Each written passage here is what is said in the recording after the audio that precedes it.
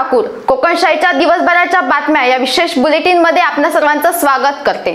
चला तर मग जाणून घेऊया सिंधुदुर्ग जिल्ह्यासहित संपूर्ण कोकण आणि अखंड महाराष्ट्रात नेमकं काय काय घडलं।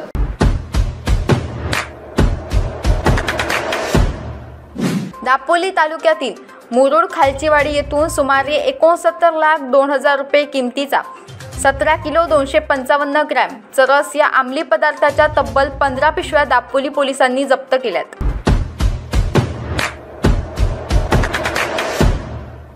कासार्डे येथे दिनांक 19 व 20 ऑगस्ट रोजी कणकवली, देवगड व वैभववाडी मतदारसंघाचे आमदार नितेश राणे यांच्या संकल्पनेतून जिल्हा परिषद भरती व तलाठी भरतीबाबत विनामूल्य कार्यशाळेचे आयोजन करण्यात आले। या कार्यक्रमानिमित्त आमदार नितेश राणे उपस्थित राहणार आहेत, तर प्रमुख वक्ते म्हणून करिअर मेकर्स अकॅडमी मुंबईचे संचालक प्राचार्य संजय मोरे हे मार्गदर्शन करणार आहेत। मुंबई गोवा महामार्ग जोपर्यंत होत नाही तोपर्यंत पनवेल ते सावंतवाडी मधील कार्यकर्त्यांनी असे आंदोलन करा की शासनाला तात्काळ रस्ता करावा लागेल। आंदोलनाची सरकारमध्ये दहशत निर्माण झाली पाहिजे, असे आंदोलन करा असे आवाहन महाराष्ट्र नवनिर्माण सेनेचे अध्यक्ष राज ठाकरे यांनी पनवेल येथील मुंबई गोवा महामार्गासाठी निर्धार मेळाव्यादरम्यान केले।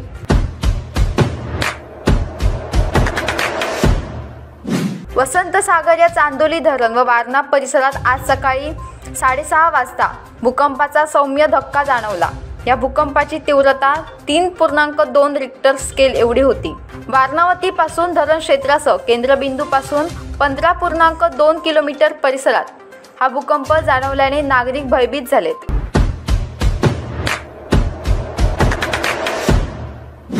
आमदार नितेश राणेंच्या शिफारशीमुळे कणकवली विधानसभा मतदारसंघाच्या सर्वांगीण विकासासाठी 2515 योजनेअंतर्गत 5 कोटी रुपयांचा विकास निधी राज्य शासनाने जाहीर केलाय।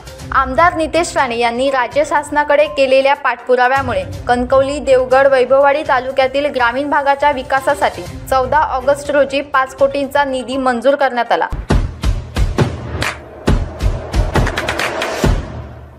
याबरोबरच कोकणशाहीच्या दिवसभराच्या बातम्यांमध्ये इथेच थांबतोय, पण तुम्ही मात्र दिवसभराचे अपडेट्स आणि ताज्या घडामोडी जाणून घेण्यासाठी कोकणशाहीचं YouTube चॅनल सबस्क्राइब करा, फेसबुक पेज लाईक करा आणि Instagram पेजला फॉलो करायला विसरू नका।